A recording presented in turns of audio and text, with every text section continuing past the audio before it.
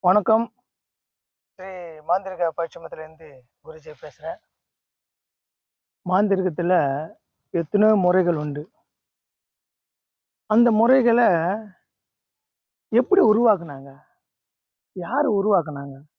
மாந்திரிக சக்தி எப்படி அது அவங்க தெரிஞ்சுக்கினாங்க? அப்படின்னு பார்த்தோம்னா, இதுல பரசுராமர், குரு பரசுராமர். அவர் பெருமாள் அவதாரம் கூட சொல்றாங்க.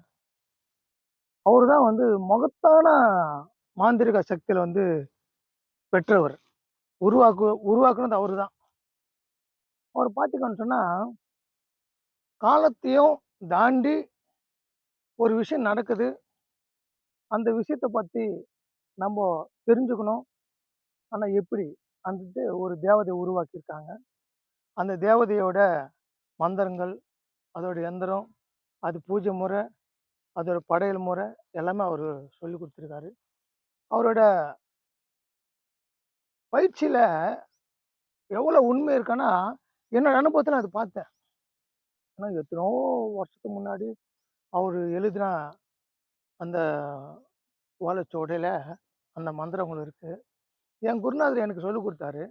அது என்ன பயிற்சி பண்ணி, அந்த பயிற்சியில அனுபவத்த தான் உங்ககிட்ட நான் பகிர்ந்துக்கிறேன். பாத்தீங்கன்னா, ஒருத்தர் வர்றாங்க. அவங்க யாருன்னு தெரியாது. நம்ம எதுக்க உட்கார்றாங்க. ஐயா எனக்கு ஒரு ஒரு பிரச்சனை இருக்கு.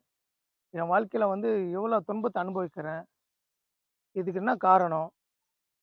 நம்ம கேட்கறாங்கன்னா, நம்ம எப்படி சொல்லுவோம் அவங்களுக்கு? இறை அருள் கூப்பிட்டு சொல்லுவோமா? இல்ல குரு சொல்லுவோமா? இல்ல ஜாதகத்த பார்த்து சொல்லுவோமா? இப்படி எத்தன முறைகள் உண்டு. ஆனா, குரு பரசுராமர் சொன்னபடி ஒரு முறை இருக்கு. என்னன்னா, திரஸ்கரணி என்று சொல்லி ஒரு தேவதை இருக்கு. அந்த தேவதையே முறைப்படி தன்னோட மந்திரத்த ஜெபம் பண்ணி சித்தி பெற்று, அந்த தேவதையோட வரம் பெற்றாங்கன்னா, அவங்களுக்கு இந்த ஞானத்து கிடைக்கும். எப்படின்னா, யார் வந்தாலும், அவங்க கடந்த கால்ல என்ன நடந்திருக்கு ஒரு 10 வருஷமோ, 5 வருஷமோ, 20 வருஷமோ, 30 வருஷமோ, 40 வருஷமோ, அவங்க வாழ்க்கையில என்ன நடந்தது? எந்த இடத்துல என்ன பிரச்சனை நடந்தது? அங்க யாரெல்லாம் இருந்தாங்க?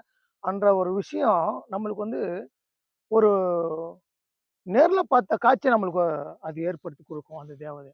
அப்படியே நம்ம சொல்லலாம். சொன்னா சொல்ல அப்படியே இருக்கும். நம்ம யார் நம்ம எதிர்க்க வந்தாங்களோ, கேள்வி கேட்கறாங்களா நம்மளுக்கு, என்னோட வாழ்க்கைய பத்தி தெரிஞ்சுக்கணும். எங்க நான் தப்பு பண்ணியிருக்கேன், எதனால இவ்வளோ துன்பம் நடக்குதுன்னு கேட்கறாங்களோ, அவங்களுக்கு நம்ம அந்த அந்த தேவதை வழிபாட்டி, அந்த தேவதை காட்டுற ஒரு விஷயத்த எடுத்து அவங்க சொல்லும்போது, அவங்க மிரண்டு போயிடுவாங்க. ஆனா, அவ்வளோ விஷயம் இருக்கும் அதுல. அவ்வளோ காலத்த கடந்து அந்த பதிவுகள் நம்ம இந்த தேவதை சக்தி நமக்கு எடுத்து குடுக்கும். அப்படிப்பட்ட வழிபாடு அது. ஆனா, இந்த வழிபாடு பெரிய பெரிய ரிஷிகளும், முனிவர்களும் காட்டுக்குள்ள இருக்கிற குருமார்கள் தான் இத செஞ்சிருக்காங்க. ஏன்னா, இது கொஞ்சம் தைரியம் வேணும். அதிகமா தைரியம் வேணும். மனம் தளர்ந்து இருக்கக்கூடாது. ஒரு ஒரு தைரியமான ஒரு ஆளுகளால தான் இது செய்ய முடியும். ஆனா, இது தனிமையில இருக்கக்கூடிய பயிற்சி. இது மட்டும் பயிற்சி பண்ணோம்னா, இது முக்காலத்தெல்லாம் சொல்லாது. நடந்த காலம், முன்காலம் அதெல்லாம் சொல்லாது. உனக்கு என்ன வேணும்? அந்த விஷயத்த சொல்லும். இப்போ ஒரு நபர் எங்க ஃபாரின்ல இருக்காரு.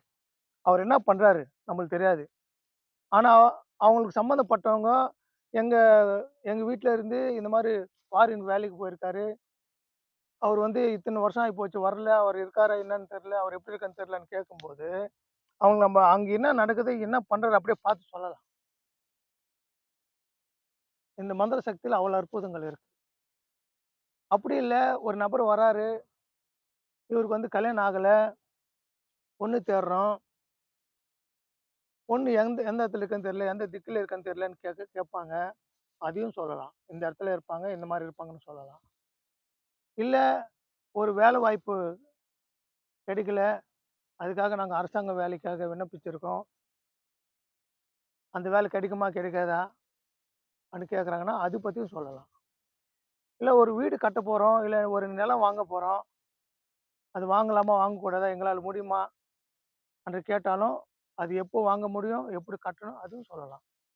இப்படி இந்த தேவ சக்திய வச்சு பல வகை விஷயங்கள தெரிஞ்சுக்கிட்டு மக்களுக்கு சொல்றதுக்கு இது உபயோகம் இருக்கும். ரொம்ப உபயோகமா இது இருக்கும்.